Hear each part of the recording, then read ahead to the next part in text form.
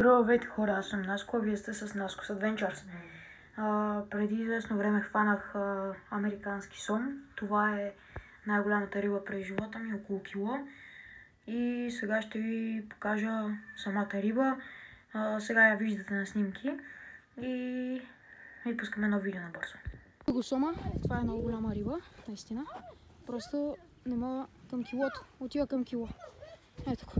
Между другото го сготвихме, като сместа за пържене беше брашно, черен, червен пипер и сол.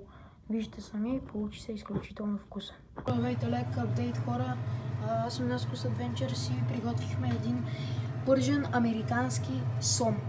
Много, изключително вкусен, леко мазна риба.